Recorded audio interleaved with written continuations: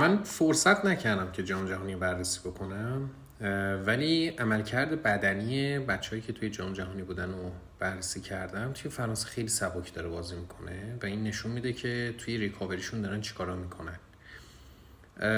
ببین، به صورت کلی توی ورزش‌های چند نفره ترکیبی خیلی پیچیده مثل فوتبال یا بسکتبال یا چه میدونم فوتبال آمریکایی و این مدل فوتبال هایی که راگبی، این مدل ورزش هایی که درگیرانه است، از نظر صرف انرژی به شدت برای بدن هزینه بره.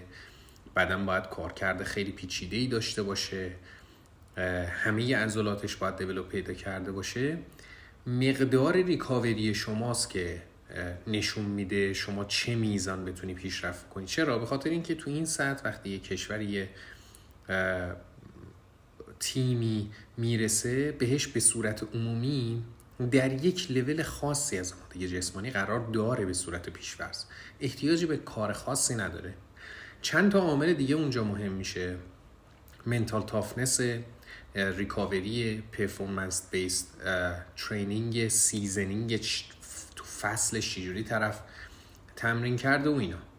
این تیم فرانسه رو من وقتی داشتم بررسی میکردم توی اپروچش نسبت به ریکاوری متفاوت عمل کرده، توی اپروچ پرفورمنسش متفاوت عمل کرده.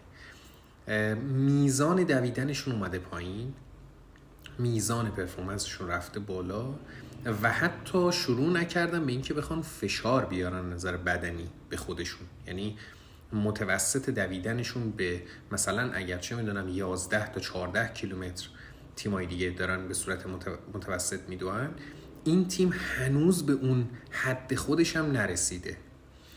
توی ریکاوری اینا چی کار میکنن؟ به جز آب و املاح و چه میدونم کاندیشنینگی که اونجا انجام میدن و رقیری میکنن و ماساژور دارن و اینا، خوابشون ترک میکنن، خوابشون رو میان ارزیابی میکنن، ببینن با چه کیفیتی خوابیدن. دو، وقتی که یه تیم، یه ارگانیزیشن به سمت اینجور مسابقات میره 2 تا 3 سال برنامه ریزی میکنه. یعنی اینا وقتی از بوران مسابقات خودشون میان بیرون توی فیفا دایی که تحت نظر تیم ملی هستن، مربی بدنسازشون به جای اینکه بخواد فشار بیاره که چیزی بسازه، ریکاوری میکنه و اجازه فرصت بازتوانی به اون شخص و اشخاص و اون تیم میده.